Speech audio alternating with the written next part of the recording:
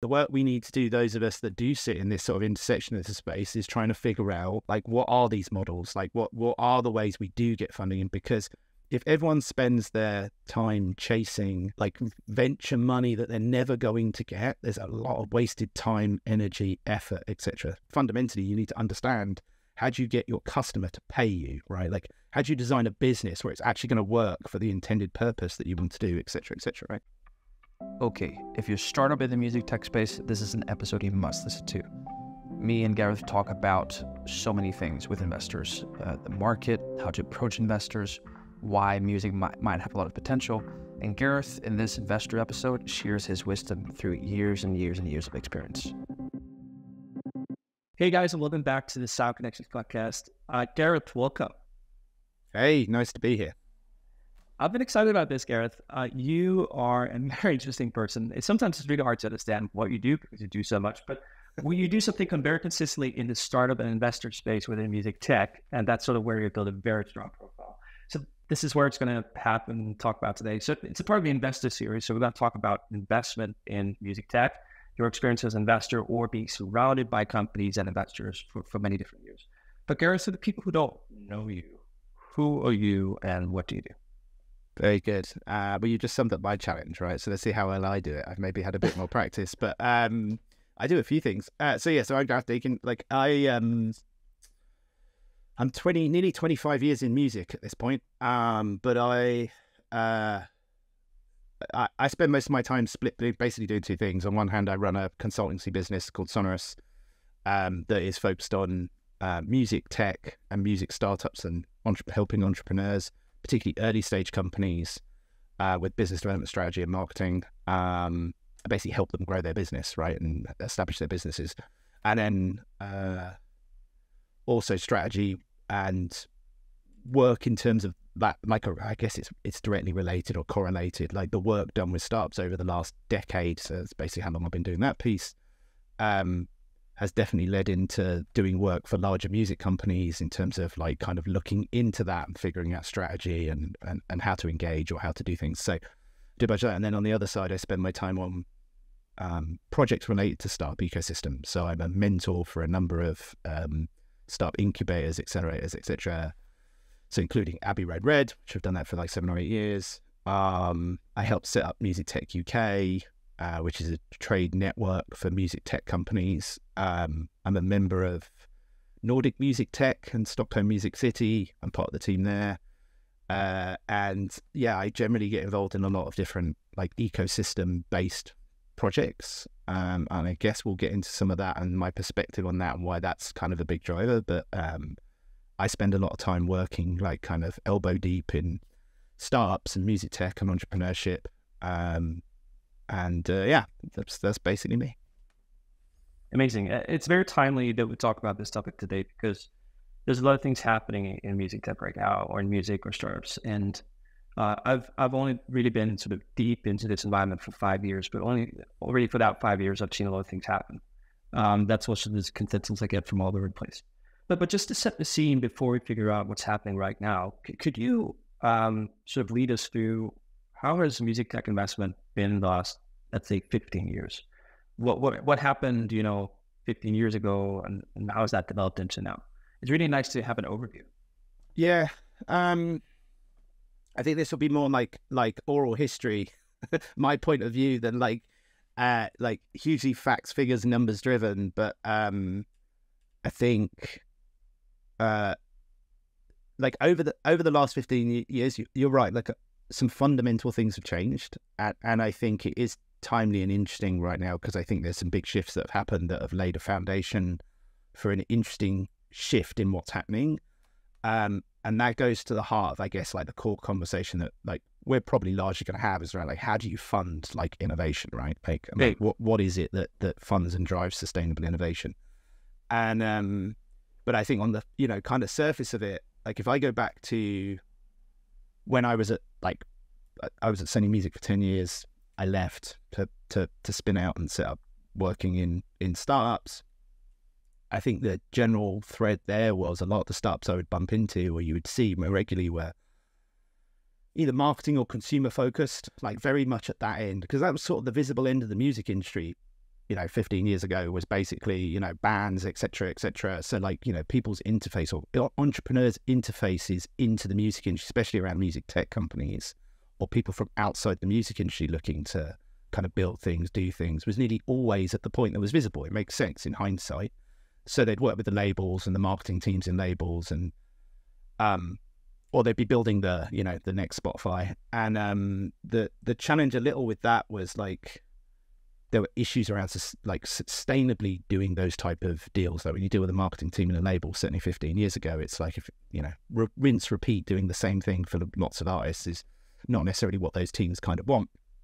But the big shift has then been, I think, as digital music has really embedded into the business, and we've had this shift, definitely, maybe talk about my background, but like been there through the whole shift from like, watching physical, like kind of creep and digital kind of like slowly like transition everything across. I think the notable thing for me as it relates to like the topic of how that's changed the landscape for like technology and innovation and startups is sort of unbundled the value chain, right? Like, so I think an awful lot of things, and the big difference, if I was to bookend it, would be early days of Abbey Road, everything was like a new streaming service or something, or those sorts of startup things you would go to, and very consumer focused, right the way through now to where it's unbundled so much stuff within the value chain that you've got people building things with experience from like deep in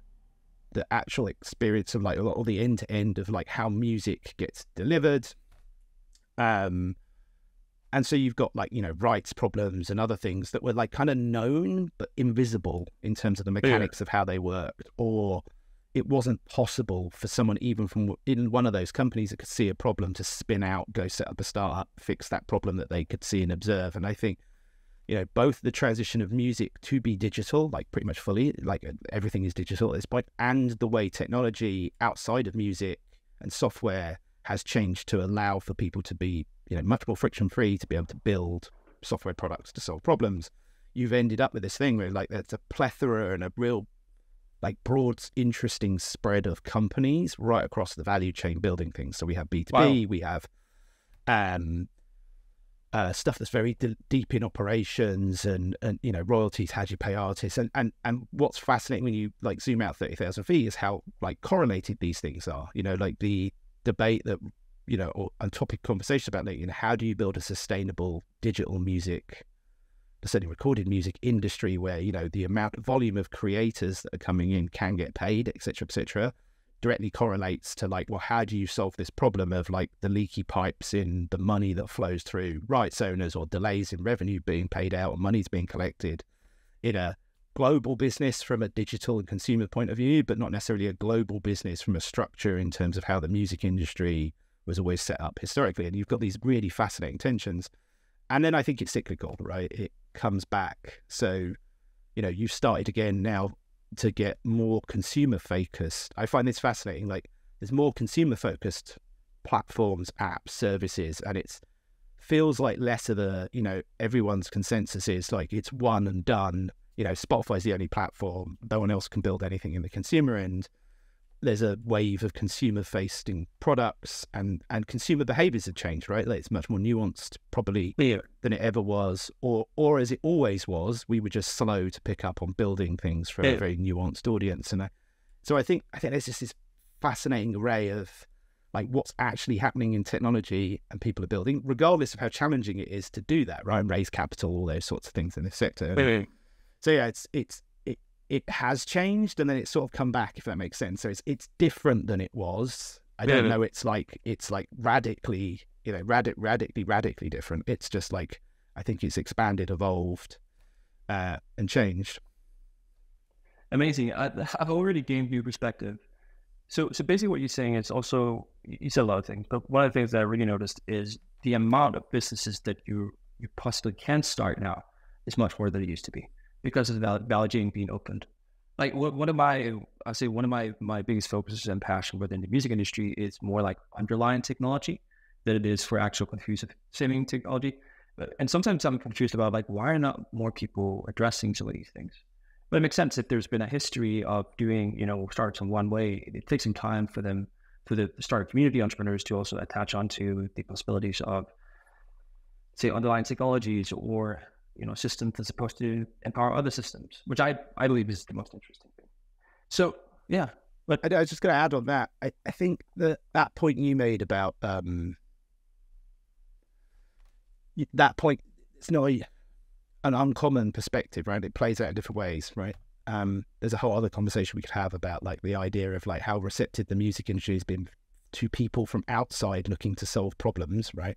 Yeah. But I think that view of like being newer to the industry or looking and trying to figure out why things like that are very, if you spend time in other startup ecosystems, they're very self-evident, right? Like it certainly when talking with people who build software and that type of mindset for solving problems, it is challenging with the music industry. But I think two things stand out to me. On one is, for the most part, when we talk about the music industry, really what everyone talks about is the recorded music industry, right? Which actually isn't the music industry when you think of it at large, right? Like, but it is a hugely dominant part of it. And I think, the way like copyright works, digital licensing works, music rights management works and stuff, there is a lot of complexity, or like one of my legal friends prefers me to refer to it as like it's sophisticated and it's complex. I'd say it's complex. That, it's not necessarily easy to understand how that works and the mechanics of how that works in order to be able to solve for some of those problems, right? So it's quite a nuanced problem to try and solve of like, why does, why is it the fact that, X amount of revenue goes into like, passes through, but doesn't seem to reach like artists and or creators? And it's, it requires quite a deep knowledge of the mechanics of like how things work to be able to then unpack and solve that problem. And one of the challenges with the way, we build companies generally, or companies get built, certainly in a music tech point of view, there is a disconnect between like how much you need to learn to be able to do that stuff. And like just effectively, it's not even a break things, type mentality or be disruptive or all that type of stuff. Some of it is just like actually fundamentally, you need to understand how do you get your customer to pay you, right? Like how do you design a business where it's actually going to work for the intended purpose that you want to do, et cetera, right? And I think that's not a trivial challenge. So one of the changes has been, I think the music industry has an interesting tension between, there is a benefit now to starting to unpack and help people understand that, to help more people solve problems within the industry. At the same time, there is a tension in the sense that like actually the music industry's done pretty well out of basically that being like not necessarily as transparent as it could be in terms of how those things work, right? So I think that is, kind of fascinating to see like kind of how that tension is kind of playing out. But it's complex, right? Like I think from the outside in, those sorts of questions like why is no one, building or has not built these things to solve these things? Why does no one tackle these kind of problems or hasn't historically, is a really, really good question, right? Like it's a really, really good and important question. I think it's one of the key questions of now, and we start thinking about, well, how do you promote, fund, create environments that will drive sustainable innovation in our sector moving forward, right? One of the premises for building most tech startups or startups in general is capital. Yeah. And music has a reputation of maybe not being the easiest place to raise capital. Can you break that down for me? Why are people saying this? Yeah, I mean, there's a couple of problems. One's controversial, and it always gets me in trouble. And the other's historical. So let's do the historical first. Build the controversial. There are. A VC friend of mine, actually, she now runs she's ex-VC, now runs runs a very successful seed to pre-series A fund, like generally likes to do early checks, but now has moved and has basically an angel first check run like a VC. And I asked her that very question a few years ago, and she laid it out in a really interesting way. She was like, "It's basically there's a handful of problems. You have structural issues and historical issues, right? So there are some fundamental structural issues that make the music industry more challenging. There are some historical issues, so those which relate to, there's just not a raft of successful stories, and like exit success stories, and just not like very evident, right? Typically, acquisitions that happen in the space. So I guess it also helps to backtrack slightly and give context in case anyone doesn't understand like kind of the framing, because I think the big takeaway when I spent a long time just talking to the venture community, I think the music industry thinks about the music industry. And when you build something in the music industry, you think about the music industry. And I think what very few people do when they approach thinking about or looking for investment, they don't go and sit on the other side of the table, right? They don't flip the scripts and like kind of see it for the other way. So if I'm a VC and I'm looking at and investing in a music startup, I'm also probably looking at a whole bunch of other investments, nothing to do with music. And the reality is this like gaming thing or health thing or whatever other thing I'm looking at is probably going to be easier for me to understand, because I don't have to the point we made about how complex sometimes portions of the industry is. There's no education needed. Like I don't need to be educated on how this industry works. There's probably a better like opportunity to like the market's bigger, right? Because that's one of the other challenges. This is a relatively small market despite all its current growth and stuff compared to other markets in terms of total size. And then there's the exit profile, right? So the exit thing is relevant because like really if I'm a VC, I'm looking at, right, I'm going to deploy this money. It's not my money. It's money my fund has raised based on agreements it made with the people that gave us the money, that we will give them a return over a 5 to 7 year horizon. Like most people don't realize most funds are like 10-year funds.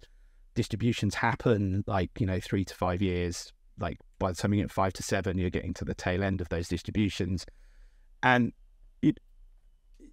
if I'm trying to make a decision about where's the smarter, easiest bet to make that music is on the back foot somewhat, and the challenge becomes historical exit's a real problem, structure is a problem. Like historically, while it has changed enormously, we talked about like kind of the unbundling of like the kind of the value chain, the rest of it, and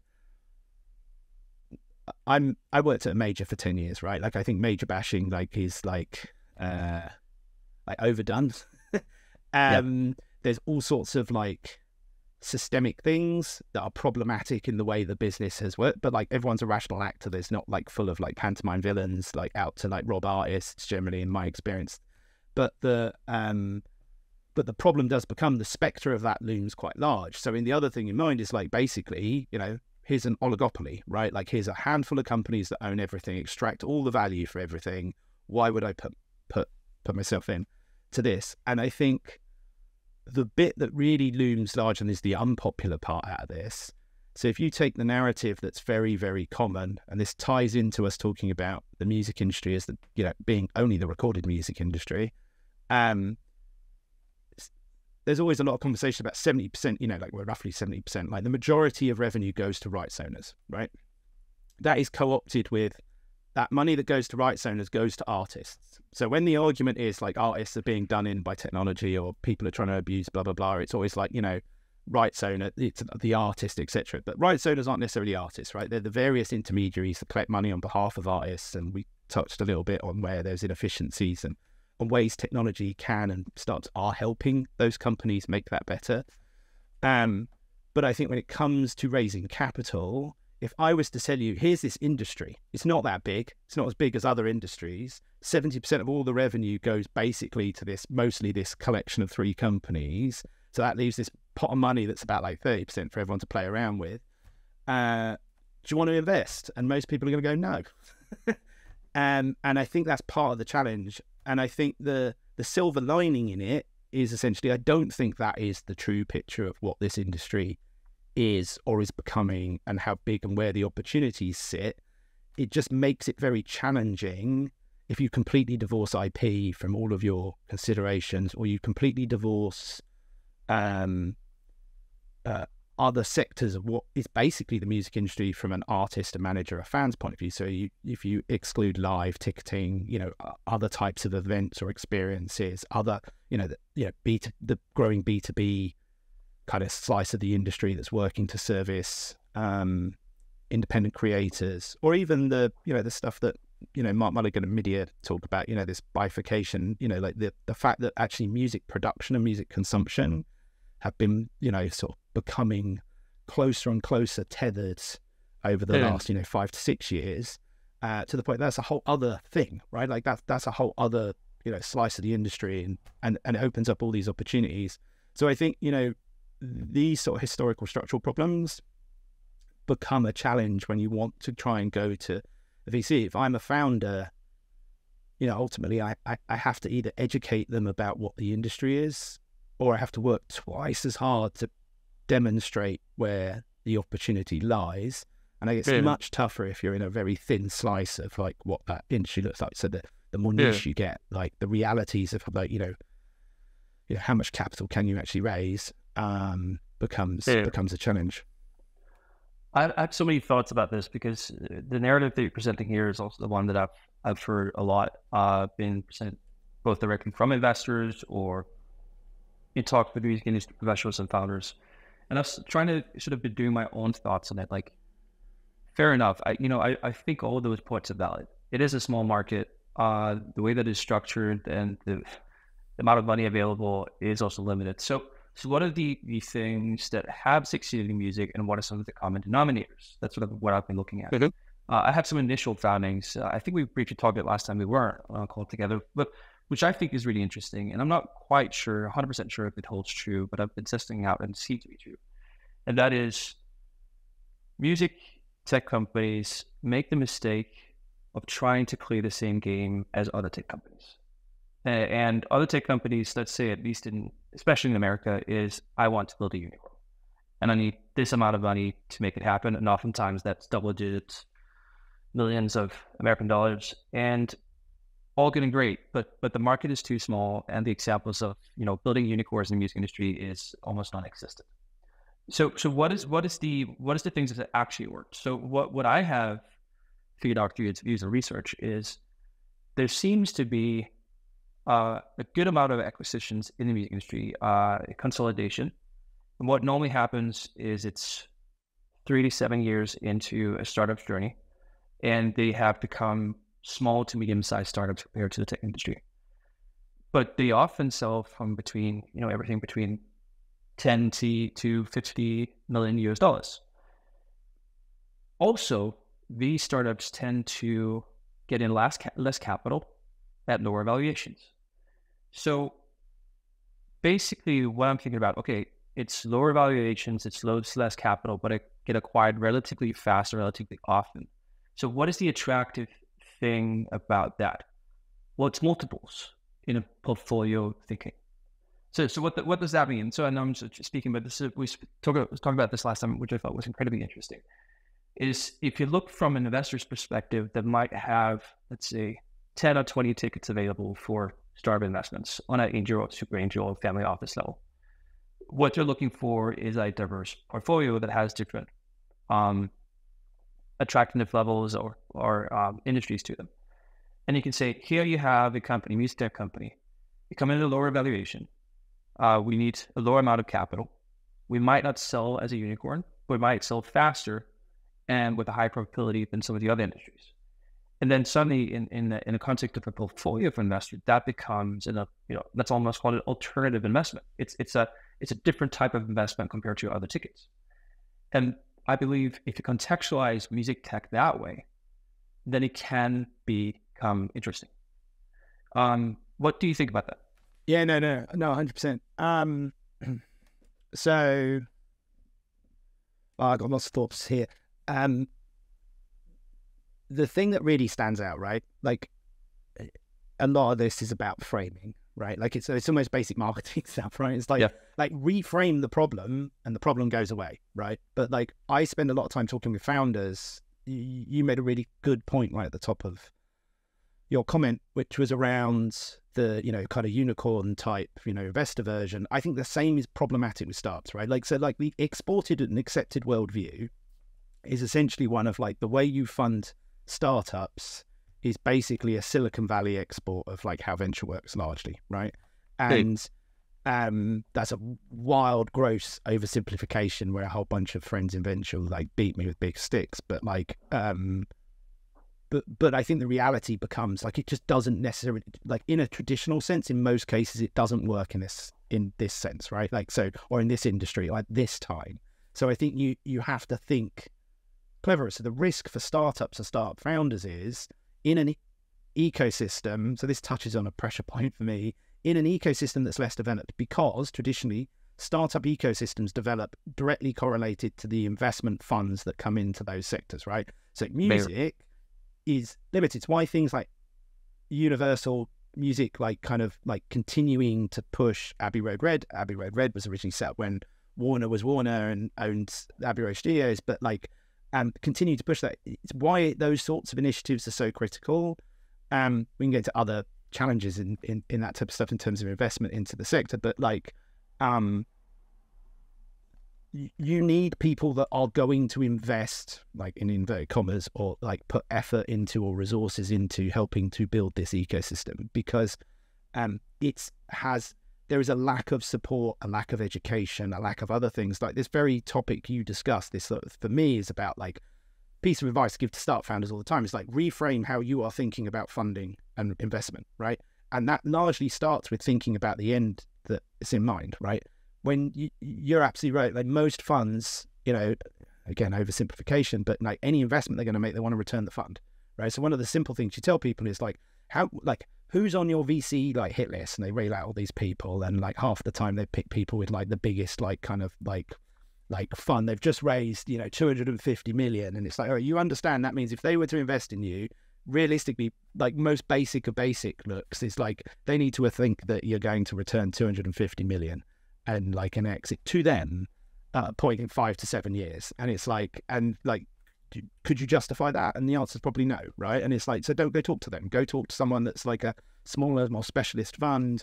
And then you need more smaller, more specialist funds. They don't necessarily exist that have an understanding in music. So the dream is, you know, people that understand music or enough of music have, you know, like a fund or a thesis that like somehow fits. And then what you get is like, you know, there's just a supply demand challenge. You made a really good point, which was that notion of like, this is like, you know, everyone's mindset is unicorns and Facebook and the FANG and all these like, you know, sort of dream startup type like fiction stories. But the legend of what like started, like all the oral tradition stuff, flashy stuff, the stories that pass between us. But I think the reality becomes, you know, not all investors are the same, right? Family offices, angels, etc. The challenge becomes, and the music industry is a really fascinating like example of this. It's like the equivalent of like, it's relatively easy to go find who's you need to talk to about a major label artist, right? Whether they'll talk to you or not, it's a different thing. Going and talk to independents, right, it's quite challenging. You can still find the one person for an artist, but like increasingly with the way the industry's changed on an indie, there's just so many people, right? Like, how do you find them? They're really diffuse. And the similar thing is with angels, family offices, etc. And again, comes back to this point about why I'm so interested in like kind of the ecosystem building side of things. Like, how do you build, and there's lots of people doing interesting stuff in this space, how do you build platforms or environments that allow more people to come in? You have artists now and management companies that have made multiple check investments into like music tech companies. If we're talking specifically about music tech companies, they do that largely without any of the knowledge and or understanding of what like venture, the finance side of what that looks like. On the flip side, you read it the other way. You've got people deeply, the owners of Fabric nightclub in London also run a micro VC fund that invests in technology. It doesn't invest in music, but they own like one of the biggest nightclubs like in the world and deeply entrenched in the culture of electronic music, right? They're an amazing hybrid of this kind of challenge. And so I think that's the work we all need to do, right? The work we need to do, those of us that do sit in this sort of intersection of the space, is trying to figure out like, what are these models? Like, what are the ways we do get funding in? Because if everyone spends their time chasing like venture money that they're never going to get, there's a lot of wasted time, energy, effort, etc. I mean, that said, VCs are great at being able to point you in the right direction. The right people, there are VCs out there that do want to invest in this space. I think it's just there's an education exercise to do with a lot of startups about like how that gets approached. How do you do that? And I think your point, core, about like thinking more broadly about like, well, what does this mean? And like, does the sort of general received wisdom of like this very, kind of through the last decade, 15 years of like ventures, massive returns outside, does that apply in our industry? And I guess the last two things I'd add is like, if a large chunk of the revenue and model is about IP, so like it's largely about music and like things that aren't necessarily technology, I think you also have to broaden the frame a little bit when we talk about entrepreneurship. If we make it super narrow and it's just about music tech, a little bit part of the challenge becomes I think our industry is broader than that. So like also it's thinking about the definition of entrepreneurship and innovation, right? Like there is innovation that happens that creates new forms of content. You could think of things like Boiler Room as being an innovative use case for like, how do you build, a brand that basically monetizes stuff and music, etc. It doesn't necessarily involve technology directly as part of the core IP. But like that's an entrepreneurial business. There are numerous other examples where there's, IP and technology and a bunch of other things baked in. So I think the other thing becomes about like, actually, how do we actually think realistically about like, what is this business? Like, how big is it?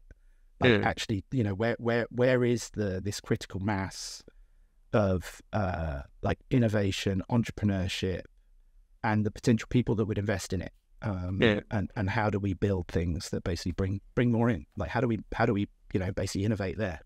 But the music industry and the entrepreneurship perspective, when it comes to different type of entrepreneurs, is also incredibly complex. I have a lot of friends who does a lot of different things in the music industry, and I was talking to one of them who has been quite successful with a promotional company.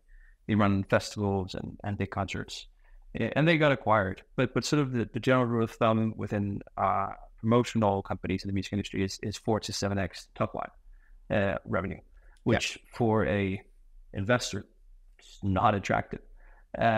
So there's really, it seems like there's some models that are just not possible to get in capital. You need to bootstrap them or spin them out of sort of other companies, or have a long journey of building up your reputation and team sort of just step by step, so there's many different complexities to that. But I've been working on some things that, I would love to get your thoughts on as well. I haven't said it many times on the podcast. I have a master's in music technology, but now I'm finishing up a master's in music business on the side of my way too busy life. Basically, I'm taking the opportunity to research music tech investment from non-domain expertise investors. And I'm sort of trying to find common denominators between them. And one of the things, there's many things I've found, but one of the things is the aspect of education. But there's also the right type of education, which also means lowering the barrier of feeling like investors are educated. So at the end of the day, especially for like early stage investments, the trust in a founder and the confidence that the investor believes that they can do somewhat due diligence on the idea is essential. And oftentimes when I speak with, talk about the music startups, it's so music focused that, no investor would have any chance of feeling like they can do due diligence this. I don't know whether or not your statements are correct or not correct. I have no way of navigating this space.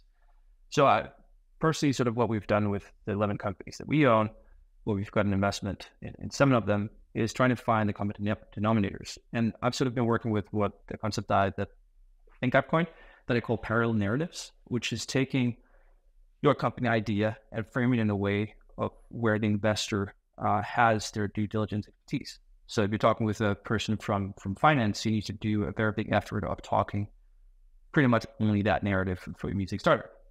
And sort of what that has made is now we have 20 investors in our portfolio, and we have a deal source group of 55 people that I have educated. And that's sort of what I'm trying to do now. So every single time we start a new project or launch a new product, we basically have investors from day one, because some of the investors might not have invested in some of our other ventures, but because they're consistently informed about the value of music in different ways, building narrative, whenever they see something that's down their alley, they can quickly do their own emotional due diligence. And I think to some degree, that is what I hope can be done on a global level within the music industry. Like, can we find a way to help startups talk about their companies differently? Everything from acquisition amounts, multiples, valuation, the amount of capital you get. Are you building a part of an ecosystem or building a ecosystem? All these kind of points that seems to be wise ways of approaching investors and making that something that's really accessible for founders to be educated in, to then increase the chances statistically. So that's sort of the experiments I'm doing. But the educational aspect, and this is where I want to ask your opinion, is that where you see a lot of investors choosing to opt out of deals? Like they don't know how to do due diligence?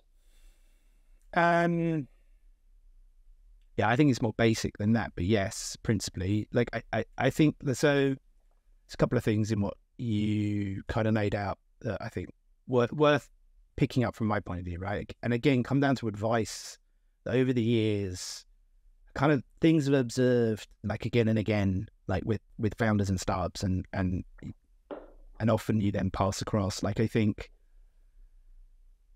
dealing with it kind of in, I guess, in reverse order, and I think yes, like I think people fall out at that due diligence point because they can't do the necessary due diligence, right? And I think the fundamental problem there becomes like there's no way for them to write like a supporting thesis to something they cannot understand, right? The second thing, which is why I say it's more basic than that, is like if it looks like it's going to take you 6 months to educate me on what it is, like the industry and the rest of it, as an investor or a VC or whatever, I'm going to go, there are other things more profitable, more straightforward, more sensible for me to go spend my time on. I'm going to go and do that, right? And I think realistically that becomes the crux of it, right? There is just lower friction pathways to the same outcome elsewhere, so things gravitate towards that, right? And I think the onus is on us as an industry to improve that. There's the principle at a VC called Best Nights. Lorraine talks about this quite a lot. Like there is a job to do to get like finance and music talking like each other's language, right? And like how do you get music talking finance and finance talking music, and that correlates down, or that correlates to like all the things we've been discussing, right? Like different types of classes of investors, like how do you get a manager, like support managers that might be possible, think about angel investing or an artist or others. And the same with like, how do you get VCs, to your point, like in a point where due diligence is easier. Like, and I think it has got better. I think certainly on the IP side of stuff, you can see it. There is better sources of data around the recorded music industry and publishing recording because of the amount of private equity money that's come in to like basically acquire music catalogs, right? And like, that's an amazing data source for startups that do want to touch on that, to actually find really good quality data, but by sources that like investors and other people outside the industry will look at and go, okay, yeah, like that's someone I can like kind of like trust what they say. But we have very little of that. I mean, if you go to, there's a plethora of platforms that data scrape data on startups and companies. And I've trialed a few over the years. And again, it's the same symptomatic kind of problem. You get to music tech and like the amount of times I have to hit the button going, can you refresh this? Or like, here's a link to a story that tells you they've already raised more money. Can you like update this because it's out of date? Because essentially the focus isn't there, right? So like, how do we do that? And I think some of those things I think will come over time. But I think the rest are down to basically, my bet is the most effective way to do that is again to facilitate environments where you're able to bring these types of people together, and then that's the most impactful way to do things. And whether that's through like content and media, like podcasts like a conversation like we're having, or whether that's like events, conferences, etc., that have a more broad focus. I think that becomes like a large part of the work, right? And then there's more, and you can see things improving. It's just how we do it at a quantum that really starts to make effective change. And then the only thing I was going to say was I think you made one other really, really good point, which was just like, again, framing, right? Like I think the other piece of advice is always like a tangible piece of advice. There's like, startups listening here. It's like, stop thinking about your decks, like pitch decks and the positioning you put in your pitch decks about like, this is all the stuff I want you to understand about my company. I want to tell you all this stuff. You need to understand my worldview, my vision, my mission, all this stuff, right? Like, frankly, I don't think anyone really cares. The much more sensible way to really, really treat that deck is like, if it's the first deck you're sending someone, its job is to get you that first meeting. That's all you need it to do.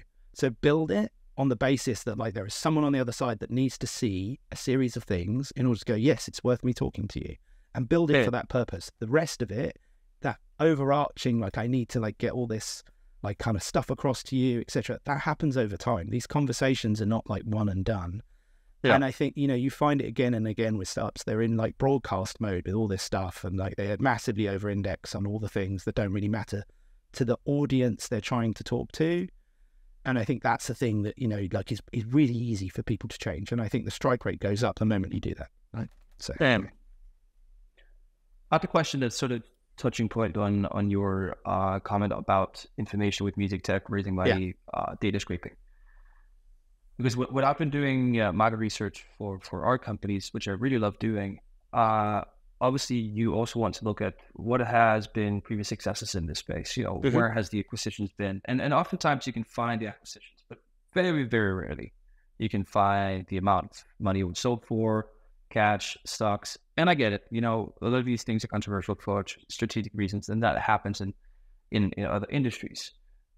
So it's not so much a question about how to change it, but like, for example, there's one company that I know really well. I know the founders really well, and they sold their company, and I know the amount, and amazing. And then I talk with other founders. They're like, oh yeah, and this company sold, and then they say, yeah, I heard they sold for X amount. And I'm like, no, it was much more. But if that was available for the environment around them to know that, I think that could motivate more founders. Like it can help them tell narratives to investors like, this company that you would know that is not too far away from you did this, but they can't refer to it because none of the information is public, and there are all other agreements that can't make this public. So is this also part of the problem? Because the industry is so small, and obviously comparable to that, I believe there's a lot of acquisitions, but compared to other industries when it comes to numbers, there's not that many. So lack of information of the successful stories might hinder the great stories that other founders can inspire investors with. Question mark. Yeah, no. It's a really, really good point. So I'll give you one that's in the public realm, right? I don't think we celebrate the successes enough, right? Like, so someone like a company like Duetti, right, has raised like a significant amount of money, right? I think their last round was like 19 million, right? Like, yes, it got like music business worldwide, like front page, etc. But like, I don't see, and I don't know why, right? Maybe there's just like, we don't have like the network, or there isn't enough on startups or other stuff. But like, I don't see people pick up and run with that as being a really good signal and indicator of like, look, there is money, capital, and opportunity in this sector, right? And so I think your point generally about like, there isn't enough happening at that end to like have the halo effect of bringing more people in. Like, we definitely do not sing about those success stories on the raising end.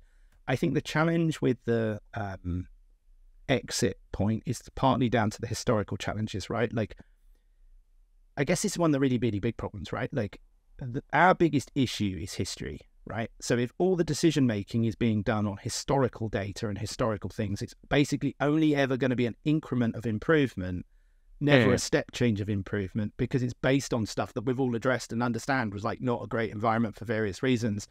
Too much influence of like a very small, like an oligopoly of companies, not enough space for innovation, too much of the economic rents going to a handful of people, hard to reach or back into valuations historically, and that's a real problem. And actually that's a fundamental problem.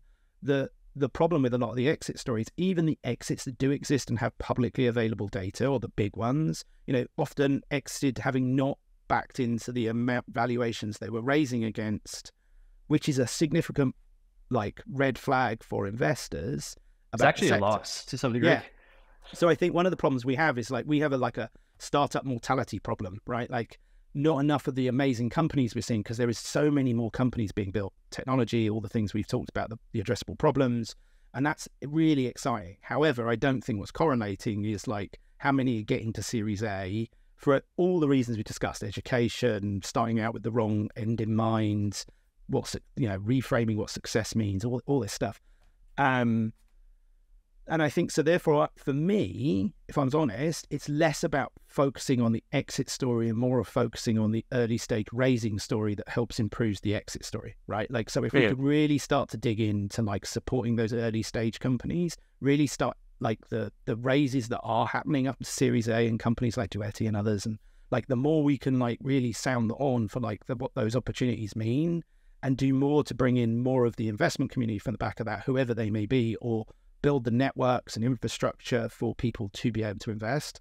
That's how I think we improve the downstream problem that exists, because you can't really like, I have no idea who said it, but in reality, like the past and future do not exist. The only thing that genuinely exists is the present. So the thing we can actually affect change over right now is the thing that drives change in the future. So I think, you really have to start thinking about how we do that. But your point about the lack of information around that is like super valid, right? Like, and I think, if I was to be critical about our industry, and I don't blame anyone within it, I think for the lack of platforms for that type of stuff is, if you look at most events that support music startups, etc., realistically, the audience is music record labels, in like music industry people, etc., etc.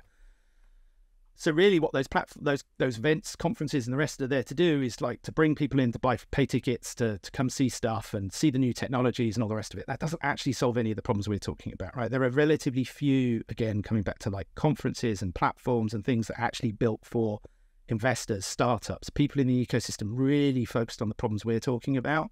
And I think therefore it's not to like say all the other events don't have value, or that approach doesn't have value, isn't important. It absolutely is. It's just there's a gap, right?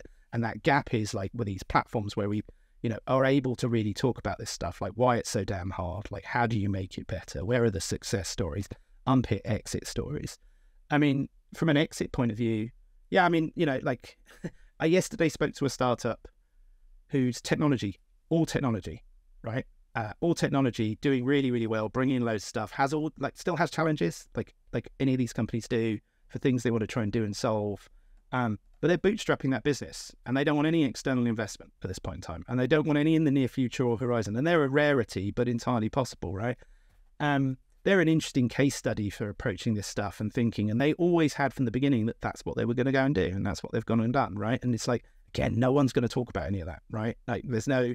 When it comes to the exits, my own person, I was part of it always seems silly talking about it as an early AI music company when it was like 2018 to 2021, 22, but like early AI music company. I think early defined as it was bloody hard to do anything because no one really wanted to talk to you properly about it. Is probably more realistic. But we sold that to Apple, right? And that was a success story, right? And was it the success story that everyone had in their mind when they started on that journey? Probably not, right? But it was a success story and everyone's happy and everyone came out of that like, well, but that doesn't get publicized. I mean, that's largely because Apple will never talk about any of that stuff, right? But on the other side of stuff, a lot of the exits where you have undisclosed amounts, because basically they're relatively small, depending on those founders and those founders and teams are probably still life-changing, right? And you made a really, really interesting point, which is like, I think as a founder mindset thing, there is a really important thing about like actually understanding the industry you're in, cutting your cloth accordingly, and having a vision for like exit that then works with what you do. Like venture capital and raising money from investors is not an ATM. It's not the same as going to the bank to get a mortgage or something else. And I think the challenge often is most people think about it a little bit like that, like some reason VC owes them money, right? And I think that mindset doesn't really help and needs a reshift. And really, I think one thing working in startups for nearly 10 years now, it definitely calibrates your concept of failure and success to be something very different. Otherwise, you just get mad, right? I think so. This is why also we sort of now, we've had like 3 exit series on the podcast to 4. We do some more sort of to demystify this process. Like one of the things that I'm very bullish on, and I'm going to contradict myself a bit on this actually, is that if you build a startup for the purpose of the financial gain that you wish to have in the end, that generally speaking is a very bad motivator, just because the statistical significance of you actually succeeding is very small, but also it's not a great external motivator for you. It's not going to sustain over time if things get really rough. But the people around you, your support system, family and friends, they might not understand your internal motivation that well and can easily attach themselves to an external motivation, which means if you don't have things to show to on external motivation, like these companies have done this with this and this changed this founder's life, and if you don't have the statistical awareness of this, I think it's difficult for your support system around you to fully grasp why you're doing this. And the reason why I'm saying this is because most founder journeys are much longer than you would think. And that incremental change of support and understanding around you does make a difference when it comes to the longevity that the founders can put into this. The resilience they can have to it is directly correlated to your surrounding support. So there's just so many factors and layers of the music industry not providing this data point to provide incentives all around the founders to consistently be resilient. Because a lot of the founders that I speak with in music tech, most of them fail, obviously, but they could start a new venture with their learnings, which, I've done. Yeah. But if the incentive is not there in the ecosystem around them, they probably won't. Yeah. Yeah. 100%. I mean, I was schooling. So I was an art student originally, right? And the two lessons that I think I took away most from art school was day one, then being it into us that pretty much literally that there's no such thing as an original idea, right? The second thing is was you spent a lot of time every week. You basically justify whatever work you'd done to your peers, and your peers would tear you to pieces. And then you sit down and you do it to all your peers, and that was your friends, and it was brutal, and you did it week in, week out. But the thing is, you learn, right? And the weird thing is, I don't know if that education taught me how to think or how to feel or some version of two in between.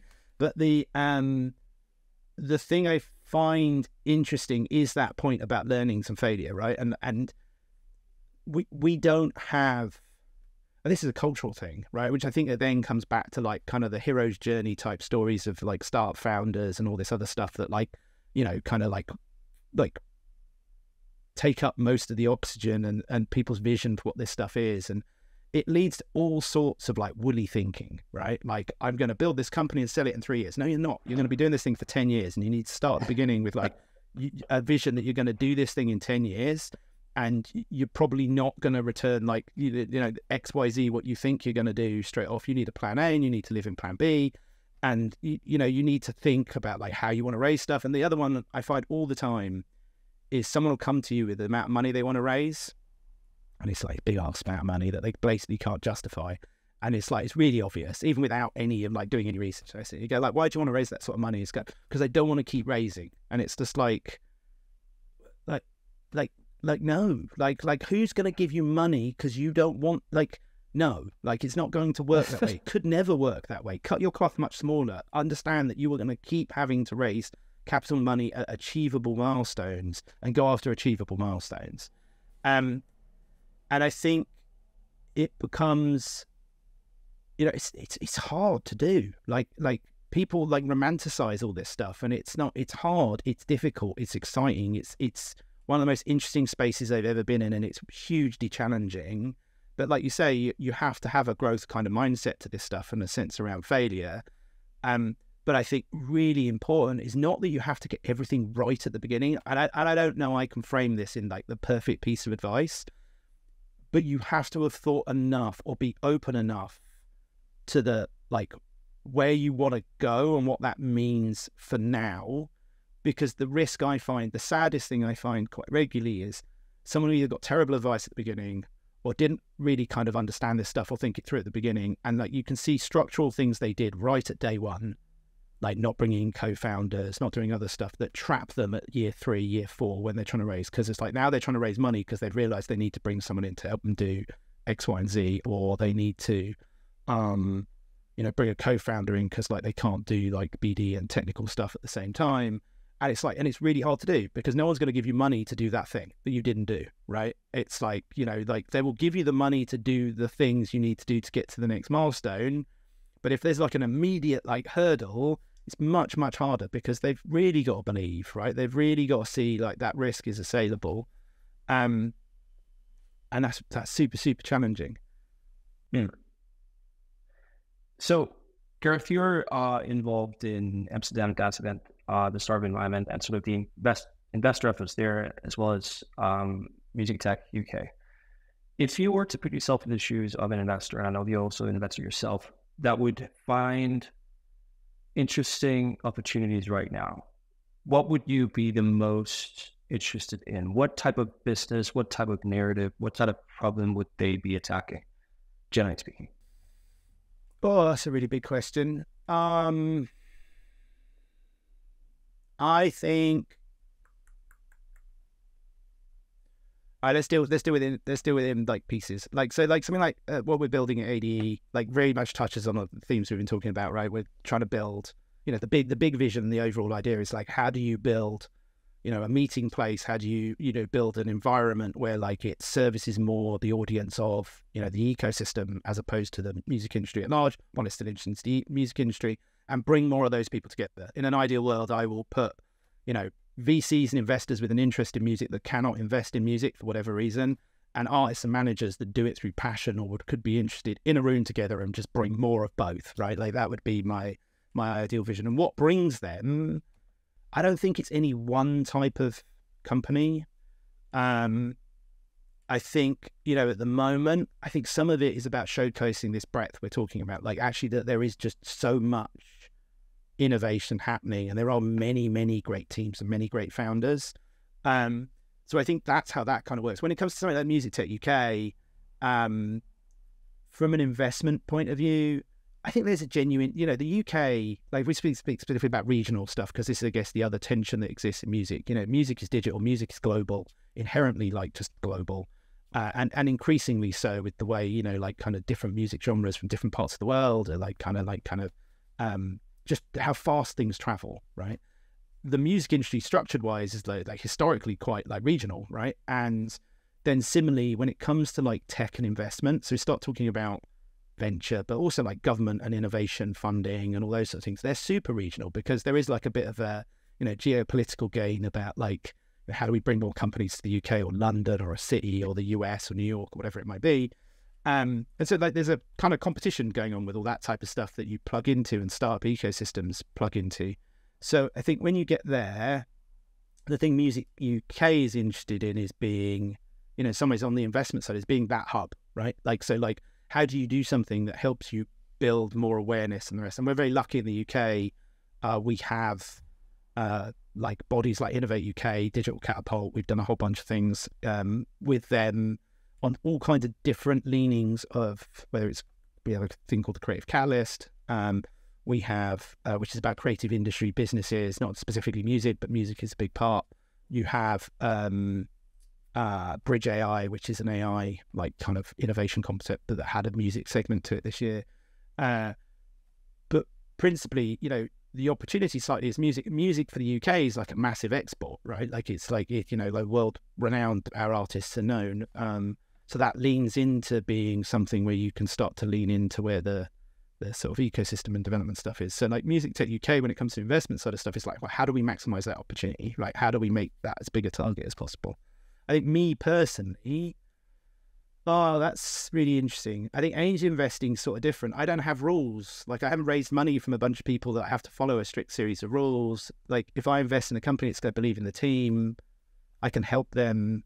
I can do things that like can materially impact on what they do. And I don't write big checks and I don't write lots and lots of checks.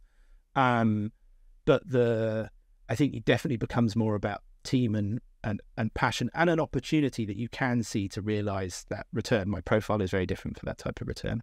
It still needs to tick those kind of boxes. I think that's one of the bits that gets challenging when you're in an industry like ours that's relatively small.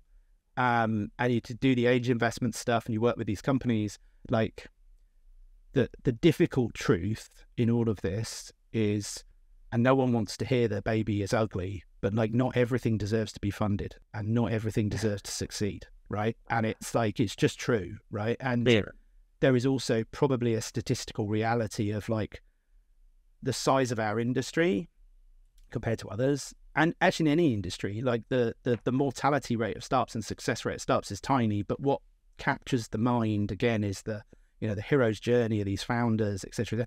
No one talks about like all the thousands of others that like, fall by the wayside and the rest of it. And I think that's, like, I don't think that's unique to music, but it's just true, right? Like there's a whole bunch of things that are like, it'd be nice that they got funded, etc. But in reality, like, kind of for varying reasons, you can see very early on there's, they're not going to be able to do it.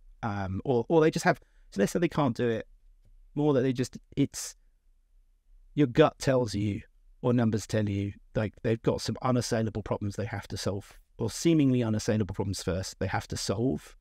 And can they solve those? And the moment you get to that, it's like, well, keep talking to me, come back later, right? But like, it's, even if I look at myself, because I believe, I've been on Twitter for 12 years and full time for 5 years. I believe through my own arrogance that I'm a great founder profile, but I also know that a lot of these successes I have had has been somewhat coincidental. And I also believe that a lot of the failures I've had and the way to get myself out of shit has also been, almost coincidental. So either in my own self-belief, I would say there would have been several scenarios where this would not have panned out. And my ideas might have been the same and the premise is the same, but that coincidental thing with that person I knew that could, save my ass at that time was there. And therefore I'm still here.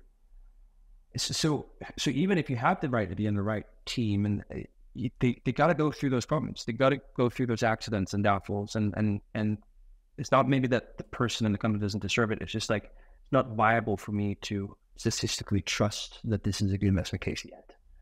So there's so many nuances to it. No, completely. But I mean, your model's interesting, right? Like, so I think this ties into this, like, partly into this idea of like kind of like new models, right, or other models, right? So like, there's more than just, and again, it comes down to ecosystem development and education, and this isn't education of investors, this is education of startups, right? Like there are other models, right? There are other ways to like kind of look at or raise capital, or, whether it's like the people I said before, the bootstrapping from day one, right? Or it's, there's a venture studio type model, like there's a venture studio out there, they've got a similar worldview to you, they've got money they'll deploy, but like that comes with them being part of the team and ownership of the company. It's just a different mindset. It's not your Silicon Valley hero's journey kind of exit story, but it's like, go and build this thing, solve the problem, be the entrepreneur you want to be, and have a successful exit story, ideally, right? Or like go do what you want to do. And I think, I'm not sure it's financial literacy is the problem, but like some version of, right? Like, I just don't think we just don't have enough of the conversations around these types of things to help some of these companies. I think another problem becomes, again, not wanting to throw shade on anyone, but one of the problems with our industry, we over-index on how to deal with our industry. So a lot of like startup advice or advice you get as a first-time founder in the music industry over-indexes on like, how do you do digital rights or licensing and the rest of it. Being really frank, while all that stuff's important, it's got nothing to do with growing a successful business, right? Like it's like this big, right? Like it's hugely important that you understand this industry, but if you spend all your time and energy understanding how to do that thing, for the majority of companies in this space, you're going to run out of runway because you haven't spent all your time thinking about how do you build a business, how do you do this, how do you do the other things that you need to do. And I think that's a real problem, right? Like that's a real solvable problem for people in this space. It's kind of like how I think about a lot of the value, like I kind of add, like, I'm a music industry guy. I'm not going to tell you I can go do your digital rights licensing for you. I'll hand you off to someone who's much more expert at that. Like, but I'm a startup guy who gets music, right? And that's where I've lived. And I love the intersection of this space for all of the challenges and problems it has, but it's, it's fraught with issues and challenges. But like the principal thing I think I've learned over 10 years is if I spend time with a startup founder, they need to get 5 times more out of it than I do every single time, because the pressure for them is all the time they spend with me is time they spend not doing something else. And the issue is not, can you raise money? The issue is not how much money can you raise, all the rest of it. The issue is how little time can you waste on things that aren't getting to where you go. And that shakes out in different ways, from like how quickly can you discern something's not working, how agile can you be, like all this sort of stuff.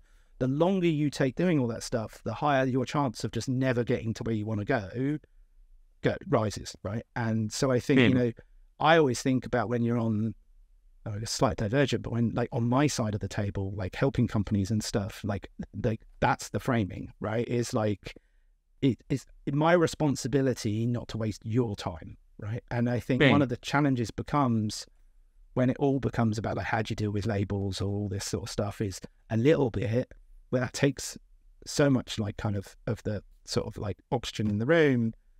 A little bit of the problem becomes everyone spends too much time on that stuff and not enough time on some of the business stuff, or assumes, being more honest, and because I don't think anyone does it disingenuously, that, you know, people are getting support in that space, etc., etc. And it's just that bit is very, very hard, I think. So I think, I think it's